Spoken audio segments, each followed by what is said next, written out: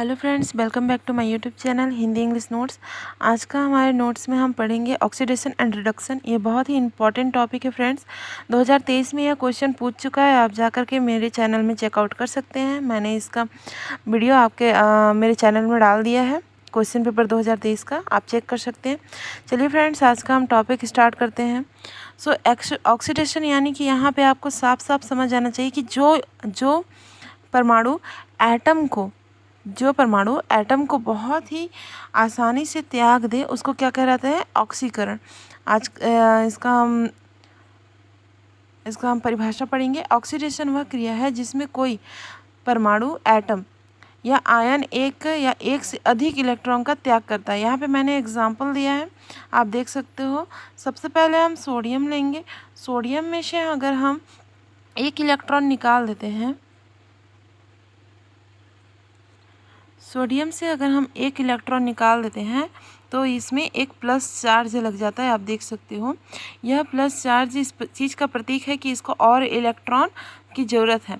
अतः अगर हम सोडियम में से एक इलेक्ट्रॉन को निकाल देते हैं तो हमको क्या प्राप्त होता है? Na+। यहाँ पे फ्रेंड्स एक इलेक्ट्रॉन है। और अगर हम जिंक में से दो इलेक्ट्रॉन निकाल देते हैं, दो इलेक्ट्रॉन निकाल देंगे तो जिंक में Zn2+ लग जाएगा। यानी आप यहाँ पे देख सकते हैं, जिंक से अगर इलेक्ट्रॉन निकला तो वो प्लस में आ जाएगा। ठीक उसी प्रकार से हमारा जो Fe2+ है, उसमें अगर हम पहले से उसके पास इलेक्ट्रॉन की कमी है इसलिए वो Fe2+ दिखा रहा है।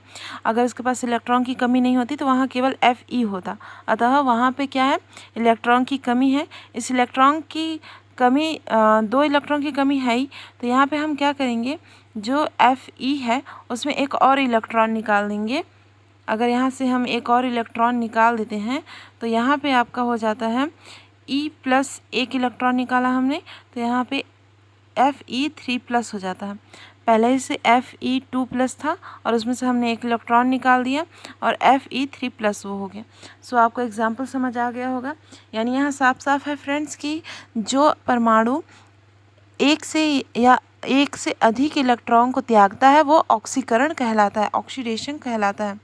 सेकंड है हमारा अपचयन।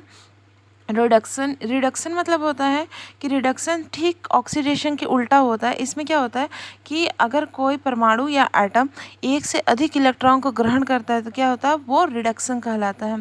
रिडक्शन का एग्जाम्पल यहाँ पे सेम उसी एग्जाम्पल को ले सकते हैं। सबसे पहले हम फ्रेंड्स यहाँ पे आपका जो सोडियम है, उस सोडियम में से हम एक इलेक्ट्रॉन को क्या करेंगे?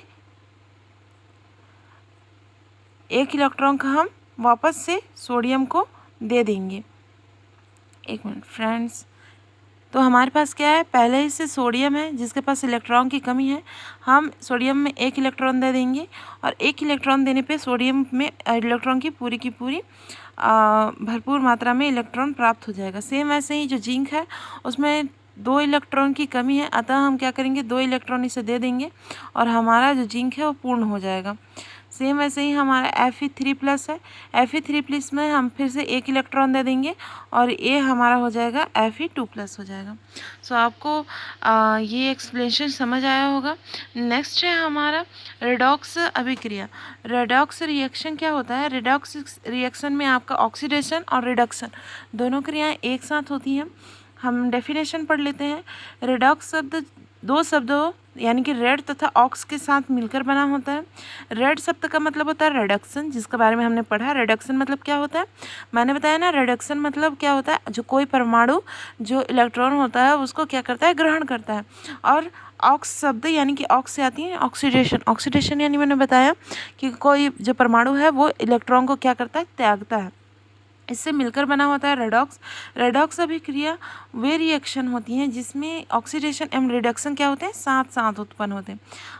इस अभिक्रिया में कोई एटम इलेक्ट्रॉन त्यागता है एवं दूसरा इस इलेक्ट्रॉन को क्या करता है? ग्रहण कर लेता है। आप देख सकते हो, इलेक्ट्रॉन के त्यागने को ऑक्सीकरण यानी ऑक्सीडेशन बोलते हैं और ग्रहण करने को अपचयन यानी रिडक्शन बोलते हैं।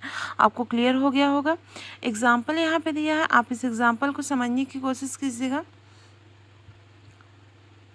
यहाँ के जैसा कि आप देख पा रहे होंगे जो 2Na है वो क्या कर रहा है, प्लस Cl2 के साथ मिल करके बना रहा है and 2Na plus 2Cl minus.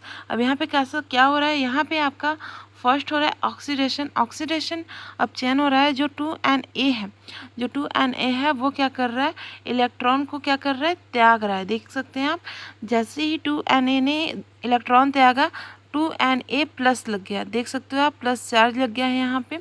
Next है आपका जो Cl2 है, जो Cl2 है वो क्या कर रहा है, इलेक्ट्रॉन को क्या कर रहा है, ग्रहण कर रहा है। अब देखो यहाँ पे कोई माइनस चार्ज नहीं लगा है, लेकिन जैसे ही इसने इलेक्ट्रॉन ग्रहण किया यहाँ पे माइनस चार्ज लग गया है, यानी ये रेडॉक्स को क्या कर रहा है, प्रदर्शित कर रहा है। ऑक्सीडेशन यानी हो गया आपका इलेक्ट्रॉन को त्यागना, और रिडॉक्स यानी क्या हो गया, रिडक्शन यानी क्या हो गया, इलेक्ट्रॉन को ग्रहण करना। आई होप कि आपको ये चीज़ समझ आ गया होगा। अच्छा, एक और चीज़ फ्रेंड्स, हमेशा एग्ज़ाम में पूछता है कि अपचायक क्या होता है और ऑक्सीकरण क्या होता है। तो अपचायक यानी अपचायक क्या होता है, इलेक्ट्रॉन को ये क्या करता है, त्यागता है, यानी कि इलेक्ट्रॉन को ये त्यागता है, और ऑक्सीकरण क्या करता है, इलेक्ट्रॉन को ग्रहण करता है। अब आप बोल रहे होंगे कि सबसे पहले तो ऑक्सीकरण ने क्या किया था, इलेक्ट्रॉन को ग्रहण किया था, सॉरी इलेक्ट्रॉन को त्यागा था और वहाँ ग्रहण कर रहा है, और यहाँ पे ऑक्सीकरण यानी कि इलेक्ट्रॉन को ग्रहण करना होता है, पर यहाँ पे इलेक्ट्रॉन को त्यागना बता रहा है। कंफ्यूज नहीं होइएगा, ये जस्ट उल्टा होता है। यहाँ रिडक्स जो अपचायक यानी कि रिड्यूसिंग एजेंट के बारे में बात हो रहा है। एजेंट जैसे ही आपको पूछा जाएगा कि ऑक्सीकरण यानी कि ऑक्सीडेशन एजेंट के बारे में बताइए, तो आपको ठीक रिडक्स और ऑक्सीडेशन के ठीक वो करना है, अपोजिट लिखना है। जैसा आपका जो एक अच्छा एजेंट, एक अच्छा रिड्यूसिंग एजेंट वह होता है जो कि एक से अधिक इलेक्ट्रॉन को क्या करता है, त्यागता है, और एक अच्छा ऑक्सीडेशन एजेंट वो होता है जो क्या करता है, इलेक्ट्रॉन को ग्रहण करता है। जस्ट इसका उल्टा होता है फ्रेंड्स, यानी आपका जो अपचयन, अब वहाँ पे देखिएगा, वहाँ अपचायक बोला था, यहाँ अपचयन होता है, और वहाँ पे मैंने ऑक्सीडेशन यानी कि अपचायक सॉरी ऑक्सीकारक बोला था, यहाँ पे ऑक्सीकरण होता है। आप इस चीज़ को डिफरेंस को अच्छे से समझ लीजिएगा।